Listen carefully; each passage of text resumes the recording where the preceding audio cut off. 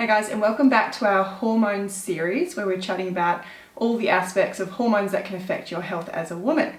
Now, make sure you've checked out our past videos on our introduction and the sex hormones because they play a really important role in understanding your body. But now we're going to delve into some other hormones that you may not think have affected you, but they actually do quite a bit. Now, what we're going to chat about today is cortisol and thyroid.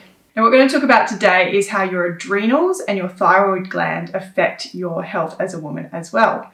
So first up, we'll have a little chat. What are those two and how do they affect us? Cool. So cortisol is basically our main stress hormone. It's made in our adrenal glands, which are like two little sort of bean-shaped glands that sit above our kidneys. And basically what cortisol does is, it helps sort of regulate our stress response.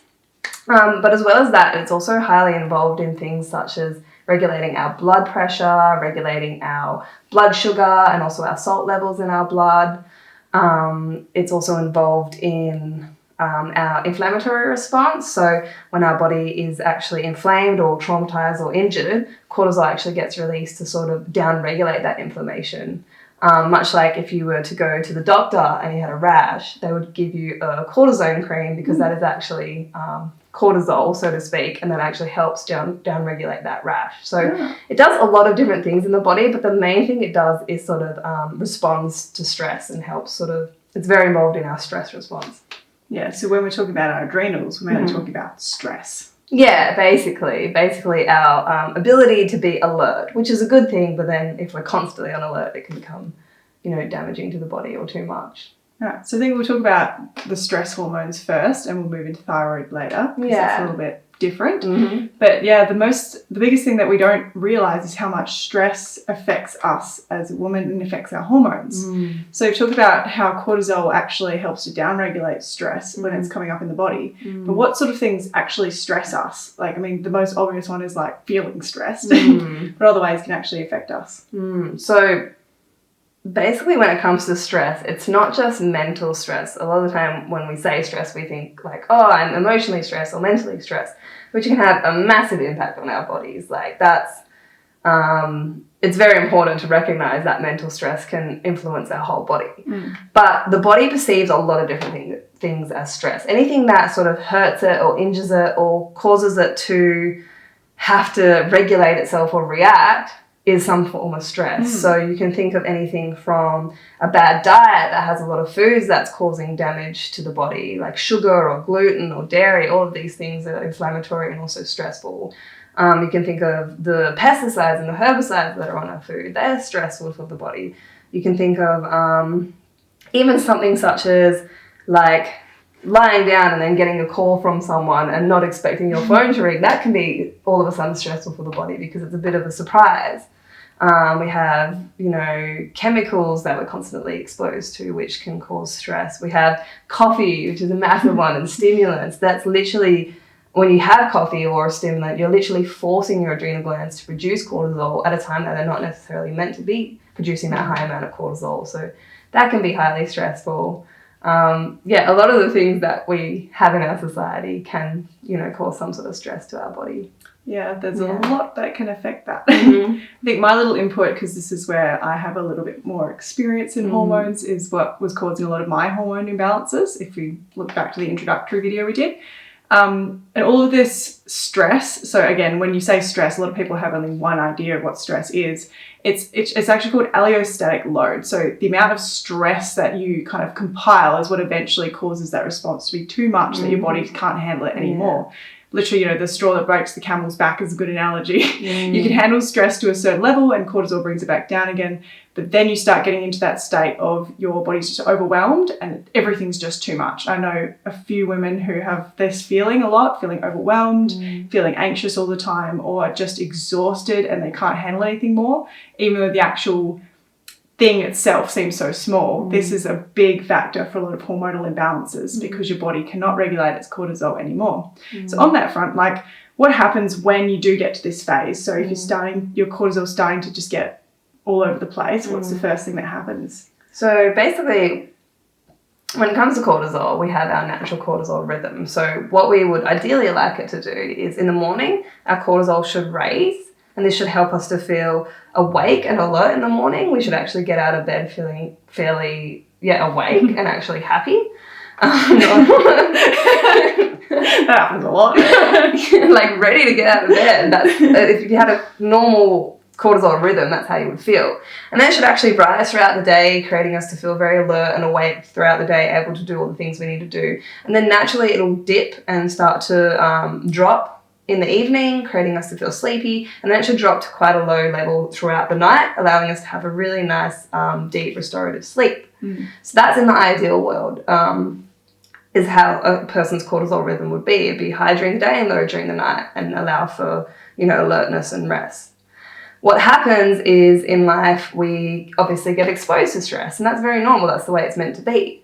So if somebody is still having a quite healthy cortisol rhythm, they may find that, the phone rings or they get exposed to some sort of stress and their cortisol raises a bit, but then it will go back to its normal rhythm and they're able to restabilize that rhythm. That's completely fine. But what happens if we're constantly exposed to these stressful things and our allostatic load gets burdened? What happens is our cortisol, a lot of the time, it will actually raise completely. So we're not sitting in that normal, nice, healthy pattern anymore. Our cortisol is actually just chronically high because our body's just so reactive to everything that's happening in its environment. So this is when people can start to feel really anxious because their cortisol is actually too high than it should be. So they start to feel anxious, they start to feel sometimes a little bit like they're very reactive to coffee. Like when they have coffee, they're all jittery because their cortisol is already so high. They might find that they're wired but tired, which basically means they're tired because they're not getting good sleep, but their cortisol is so high during the night that they're just laying there not able to sleep. So they feel wired even during the night because their cortisol is not dipping back down to that nice low level. So they're not recovering properly. So that's where a lot of our society sits, is this very reactive sort of, you could say, high cortisol state, but it's more just dysregulated cortisol. Yeah. It's not the nice normal pattern that we want it to be. And then when people have sat there for too long and their body's just been constantly pumping out cortisol, they can actually go into what's known as like a cortisol depleted state, which is when all of a sudden their body has, to put it really simply, gotten tired of constantly pumping out all of this cortisol, that it actually just starts trickling out at a really poor rate. And you could sort of think of it as they have low cortisol, but that's not necessarily shut down. Yeah, they're a bit shut down. Their cortisol's in a really dysregulated pattern instead of that nice loopy pattern that we want it to be. And this is where they're, constantly fatigued. They might find that they get dizzy when they stand up, and that's because they don't have enough cortisol to be able to regulate their blood pressure. Their hormones might be off. They need coffee to get them up in the morning. They might be more in like rather than an anxious state, more of a depressed state because their cortisol's like on the lower side. They've got nothing to keep them alert and awake. And even these people, even though they have low cortisol, they still might not be sleeping very well because their cortisol is so dysregulated that it might still be, higher during the night than it actually it's just not doing that nice normal rhythm. Yeah, exactly. So even those people can be tired, and then they're even more tired because their cortisol is low during the day. So it's a bit of a sort of vicious cycle. But regardless if someone's sitting in a high cortisol pattern or a low cortisol pattern, a lot of the time people can actually fluctuate between them as well. It's not so black and white, like you have high cortisol, you have low cortisol. A lot of the time it's like people will go between the two patterns. But regardless of where they're sitting, it's all just a form of dysregulated cortisol, and it all comes from all of those things that we talked about before. Yeah, so you're looking to regulate it as opposed to like raise it or lower it. Yeah, you're looking just to bring it back to that nice healthy baseline. No, that's really good to know. And how does your stress hormones and your cortisol affect what we were talking about in the past episodes, your sex hormones? Because I know a lot of the time we think it's just the sex hormones, but how do they tie in together? So they tie in a few different ways. Firstly, you can think of it when your body is in stress mode. It can also be like perceived as being in survival mode, like it's just trying to survive the next day. And of course, when our body is trying to survive, it's not really focused on reproduction because all of its resources are actually going to, surviving and actually just making sure you're alive the next day. So reproduction is the last thing that your body wants to do because it's not really a safe place to have a baby anyway. So your body naturally shuts down all these reproductive processes, including hormone production, because all of its resources are going to actually just surviving. Yeah. So you can sort of think of when you're in a stress state, all of your resources are actually being stolen and used to create, you know, stress hormones and whatnot instead of used to create hormones and stuff. And this can cause lots of different hormonal imbalances. Yeah, and I found this is the most important understanding of when you're in a fight or flight mode, which is that survival mode. So that's when all of your resources are going towards literally surviving. Yeah. And then when you're in rest and digest mode is when your body is more healthy, it's more able to reproduce, and that's when we're wanting our body to be in most of the time. Exactly. I think, listening to what you're saying, is most people are stuck in that fight or flight mode. Their body is just always on, and of course our body only needs to produce things in that state for a short period of time to get out of danger or to run really fast or escape from a tiger back in the day. And if we're stuck there, of course we're going to get depleted and our bodies are not going to recover and regenerate and get into that nice, nourished, healthy state. Yeah, exactly. So I think that's really important. So my understanding is when you're in fight or flight mode, you may not know you're there because your body is trying to get out of trouble. It doesn't think that it needs any help. It just gets overwhelmed, so often you feel very anxious and stressed, and that's when the cortisol starts spiking.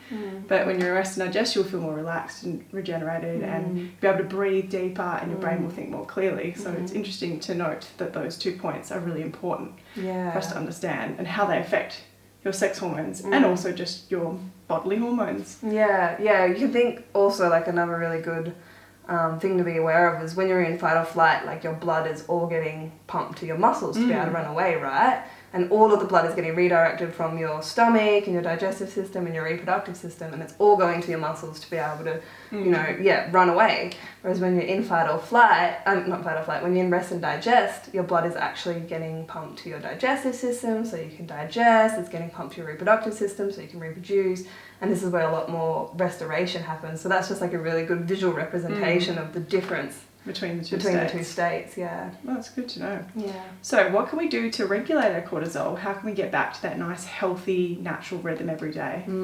Yes. The golden question. Firstly, I think the best place to start is sleep.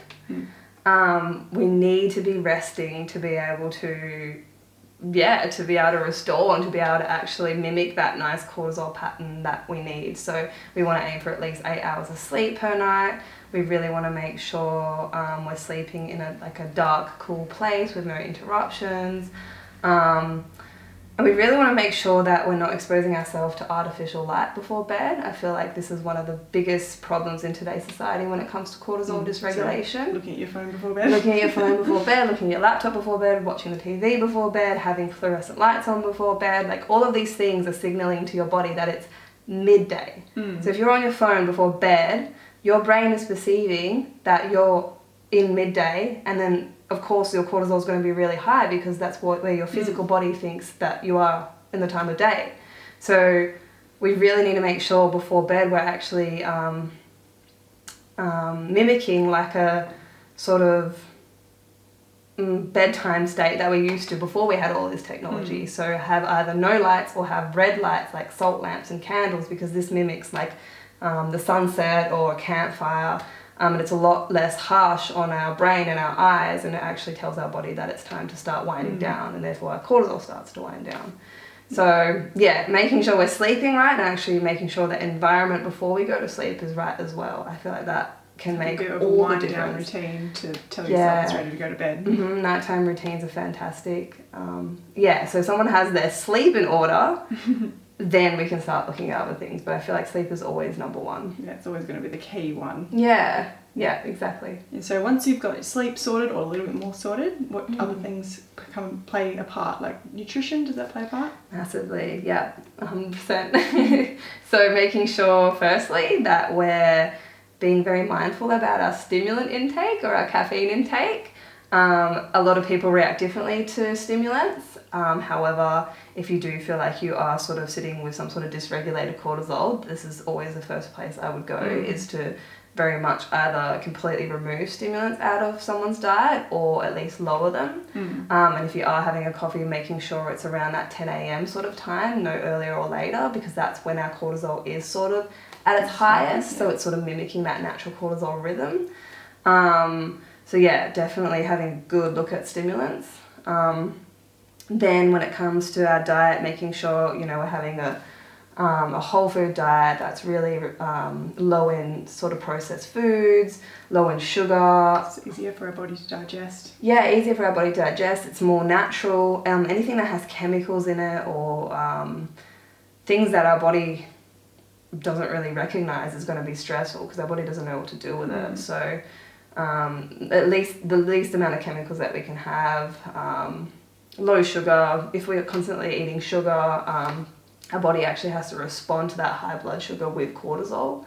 So we actually want to make sure we're having whole complex carbs instead of refined carbohydrates, because then, we don't get those spikes in blood sugar. Slower increase into the bloodstream. Yeah, exactly. Yeah. So having a good look at our carbohydrate intake, our refined carbohydrate intake, removing inflammatory foods like gluten and dairy. Even if you're not celiac, gluten is still inflammatory for most people. So having a look at how you do go with or without gluten. And same as dairy. Dairy is highly inflammatory, so these foods can cause a lot of stress in the body. And just making sure we're having enough veggies and nutrients to be able to actually support the production of stress hormones and to support, just our body's ability to adapt to stress. And nutrition plays a huge role. And water. Water, Water, definitely. If we're dehydrated, our body perceives that as being highly stressed. True. Yeah. One of the main reasons you die. Yeah. Especially back in the day. So, Cool. Drinking enough water for sure. That's really good. And next up, I'll have a little ask about movement, because I know that training is really important for us, but it can be possible to overtrain and to put too much stress upon your body through exercise. What's your recommendations on that? I feel like you're almost the person to ask about this, but from my experience, exercise can be great for cortisol regulation. Like if we're exercising a good healthy amount, it can actually help with our cortisol rhythm. But like you said, overdoing it is stressful for the body. You know, when we're training, we are actually causing muscle damage and inflammation. So if we're constantly doing that and not recovering from that, then that's actually going to be perceived as stress as well. And this can have a flow-on effect on a woman's menstrual cycle and sex hormones too. So we really want to make sure we're resting as much as we are training.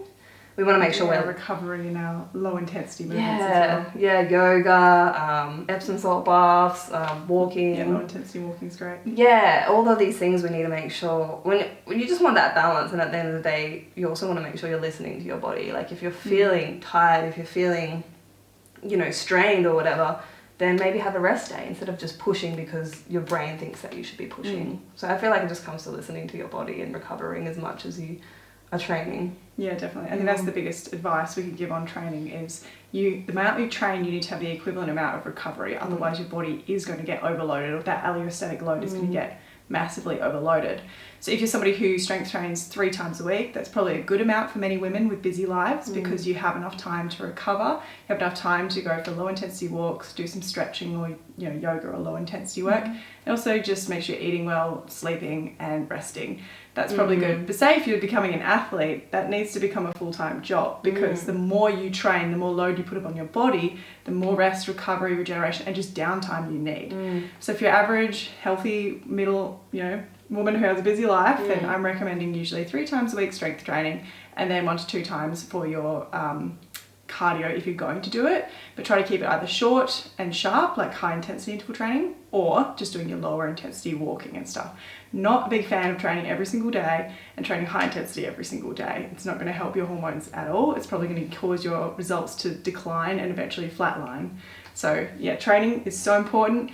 Every time we put stress upon our bodies with training, we are training ourselves to become better at being resilient to stress. So it's really good to a certain degree. It's like everything in our bodies and our minds. Pushing yourself and challenging yourself is fantastic to help you become more resilient to a degree. Then you need to come back, recover, regenerate, and get ready for more. You can't keep bashing your head against the wall in all of these areas, because your body is going to say no, and it'll end up telling you to stop. So it's really important to understand that. I know quite a few women that think more is better. It's not the case in this. No, definitely not.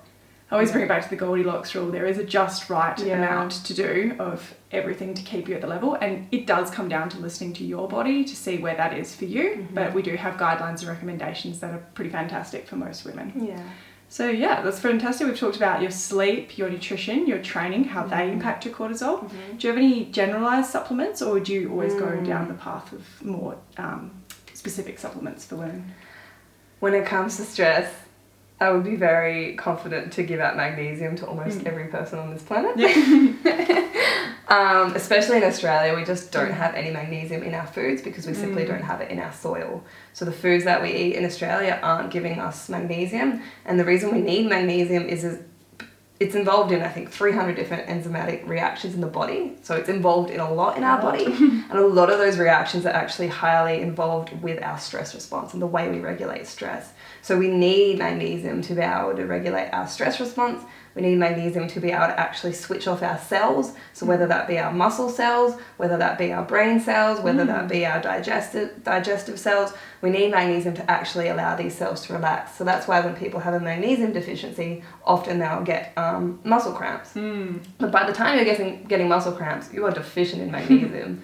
So when it comes to our stress response or our cortisol regulation, I would always be very confident to give out magnesium to most people because, like I said, most people are depleted in it, and we're also getting more and more depleted in it as a society these days just because we're exposed to more and more stress. We're exposed to more stimuli constantly. So we actually need more magnesium than we once did to be able to actually switch off and rest and recover. So magnesium would be like my number one recommendation to just say across the board. But when it comes to magnesium, you really want to make sure you're getting a good quality magnesium. If you go to many of the supermarkets, you're probably just wasting your money. I remember I've taken magnesium most of my life because my auntie was a naturopath, but unfortunately my mum didn't know what magnesium to buy, so we just bought a normal one from the supermarket, and I had cramps, most of my teenagehood until I actually started taking a good quality magnesium. Like, oh, it makes a difference. And now I haven't had cramps for, I can't even remember the last time. So there's actually a massive difference between the quality of magnesiums, and usually what you want to aim for is either a magnesium glycinate or a magnesium citrate. These are two highly absorbable and highly effective forms of magnesium. A lot of the time in the supermarket you'll get a magnesium oxide, and you basically might as well just eat sand because it'll go in and out. So it does nothing. It's a waste of your time and a waste of your money. So making sure you're getting magnesium in, but also making sure it's one of those forms that I just mentioned too. And also you can actually absorb magnesium through your skin through Epsom salt baths as well, so that's great. Yeah, I love that, especially for muscle recovery. When it comes to systemic magnesium, I would always supplement because it doesn't always necessarily get into the bloodstream, but when it comes to sort of topical and muscular sort of recovery, it's really great for that. Yeah, that's fantastic. Yeah. Cool. Other supplements, or would you recommend just coming to see you? Yeah, look, these days I'm leaning more and more coming to see me because everyone's so individualized. And when it comes to herbs, so there is a form of herbs called adaptogens. And basically what adaptogens do is they help bring your cortisol back to normal. So if you have high cortisol, they help it bring it back to normal. If you have low cortisol, they'll help it bring it back up to normal. So I really like adaptogen herbs for this situation, but it depends on a few things of what the person's going through as to which adaptogen sort of herb I would prescribe. But there are some broad sort of herbs that might be helpful. I don't know if you want to talk about. No, that's good. I think it's good to know about adaptogens. Yeah. And then also it'd be great to get more specific help from a naturopath when it comes to herbs. But great to know that magnesium is fantastic, that anybody can take it, because I notice myself it makes a huge difference with just mental and physical relaxation. Yeah. And that's the first way to start. Oh, yeah, for sure. Yeah, supplements can help, but a lot of this stress is lifestyle based. Yeah. It is lifestyle based. Yeah. And sorting out areas of your lifestyle can make a huge difference to how your body and your mind feel and how the balance of your hormones turn out. Yeah. The last little bit we'll probably touch on for this stress part is mindset, but we'll just give you some basic recommendations today because this is its own whole subject. Yeah. Like, mindset is its own whole course. Yeah. But really the biggest thing you can notice and feel is when you are overwhelmed or stressed, you will tend to get in that fight or flight mode. A fantastic way to help you is to do relaxative activities such as yoga, walking, or low intensity stuff, but also meditation is a fantastic way to work on this as well. Even just 10 minutes a day of simply sitting or doing gentle movement, focusing on your breathing, can be massively restorative for your mental state. So I would put that in here as an important part of your cortisol regulation, is giving meditation a try. There are lots of ways you can meditate. You can do the classic one where you just sit and find peace and breathe into your diaphragm in your belly for about 10 to 15 minutes. I usually like to focus on listening to some audio music as well to help get into that state. But even gentle movement as well is a form of meditation.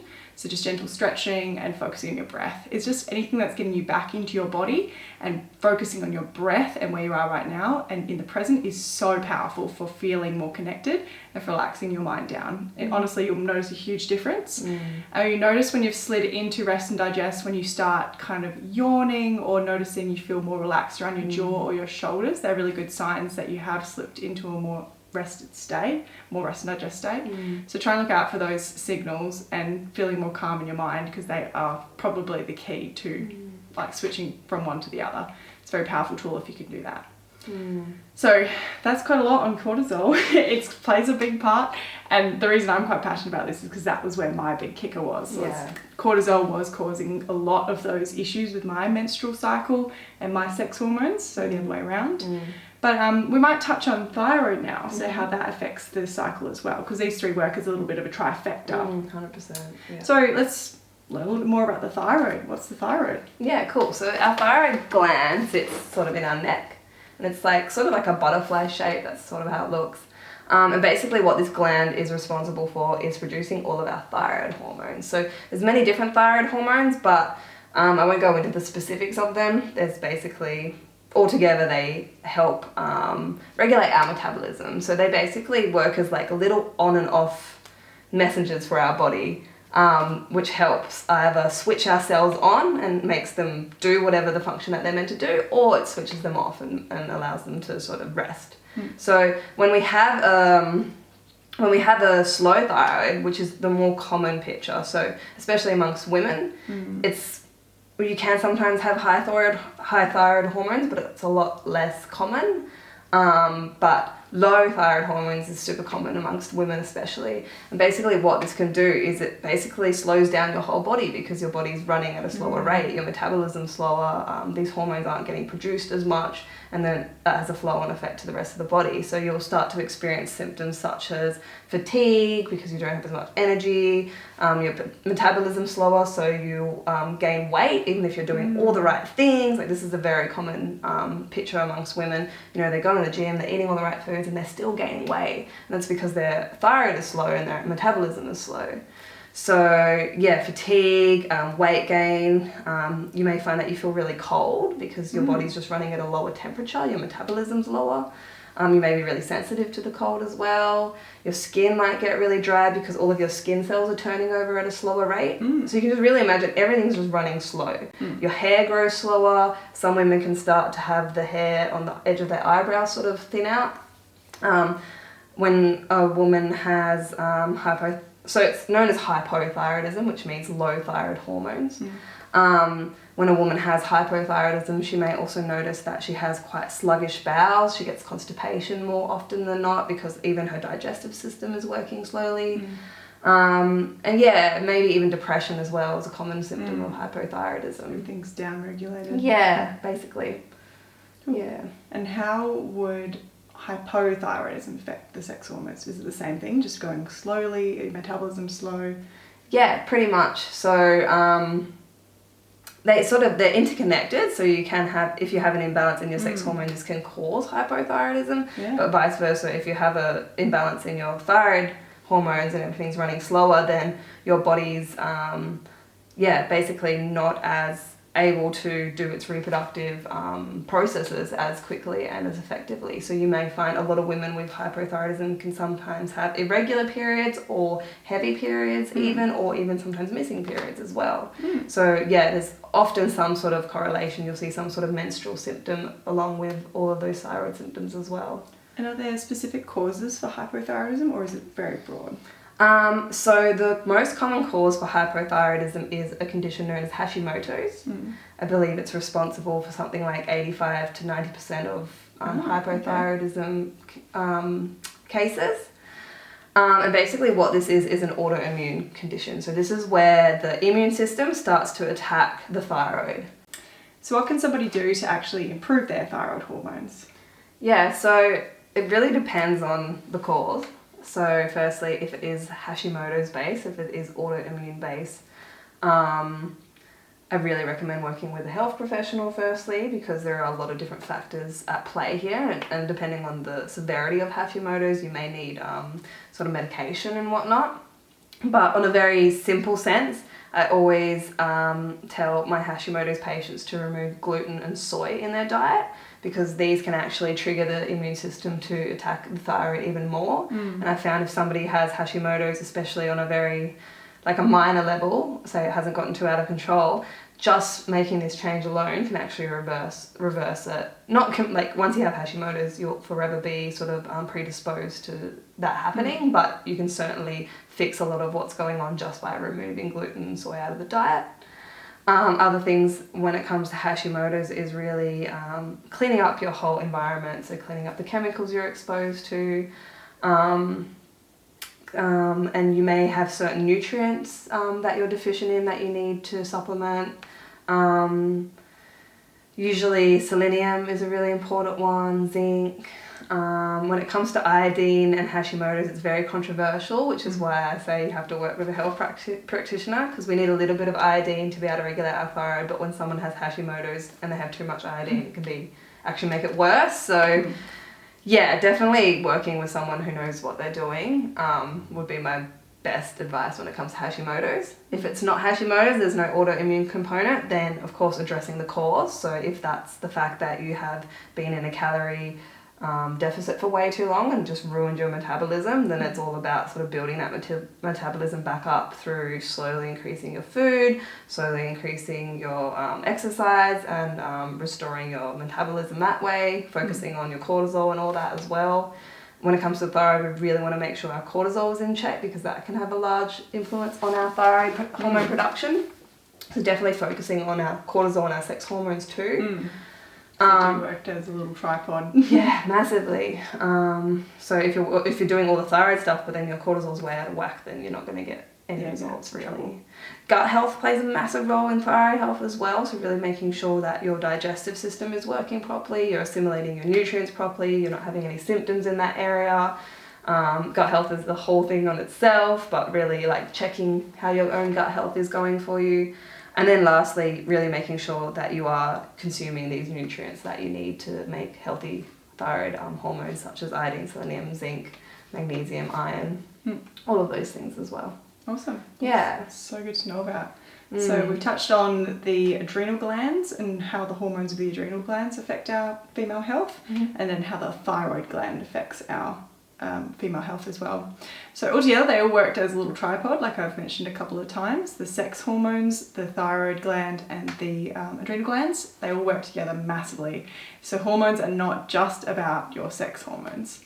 So hopefully you've learned a lot from these videos. Now, what's our next step? What are we wanting to do? If you are a bit lost as to where you are at with your hormones, we recommend that you do the quiz that we've attached below these videos, just to see where you're at. And we would definitely, obviously, recommend getting in touch with a healthcare professional like Nikiita to look over your current state of your health and what might be out of balance and out of whack with you.